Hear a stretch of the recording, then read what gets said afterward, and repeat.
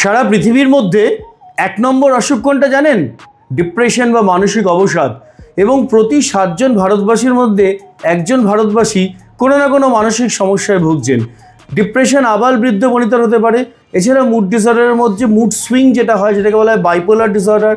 Anxiety spectrum ডিসঅর্ডারের মধ্যে রয়েছে panic disorder, বুক ধরফর করবে, হাত পা কাঁপবে, খুঁতখুঁতে স্বভাব, বারবার করে একই কাজ করা, হাত ধোয়াধুয়ি করা বা দরজাটা বন্ধ করেছে কিনা, গ্যাসটা নিভিয়েছে কিনা সেটা দেখা।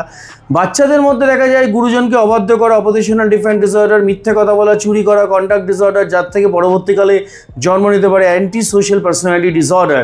এছাড়া এডিএইচডি বলে একটা অসুখ, যেখানে অ্যাটেনশন ডেফিসিট হাইপারঅ্যাক্টিভ ডিসঅর্ডার, যেখানে শিশু মনে চঞ্চলতা, অবাধ্যতা এবং যখন যেটা চাই তখনই সেটা ডিমান্ড করা, সারাক্ষণ মোবাইল দেখার প্রবণতা এবং বয়স্ক মানুষদের ডিমেনশিয়া বলে যে অসুখটা হয়, অ্যালজাইমার ডিজিজ মানে স্মৃতিভ্রংশতা, যেখানে অনেক পুরনো কথা মনে রাখলেও ইদানিং কী ঘটছে। এছাড়া পার্কিনসন ডিজিজ, স্ট্রোক ডিজিজ, তাছাড়াও নেশাগ্রস্ত সমাজ যেভাবে এগিয়ে চলেছে, মদ, গাঁজা, বিড়ি, সিগারেট, হেরোইন, পানপাড়া, গুটখা, তিরাঙ্গা, 5000, ম্যান্ড্রাক্স, ইয়াবা, কোকেন, কোনো সীমানা নেই।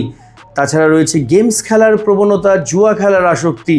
এই সমস্ত কিছুর মানসিক সমস্যার জন্য যদি আপনাদের আসতে হয় তাহলে মনোরোগ বিশেষজ্ঞের পরামর্শ নিতে হবে।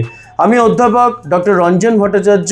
আমি বসছি ভৈরব স্থানে, বাঁকুড়ায়, মেসার্স চৌধুরী মেডিকেল হলে।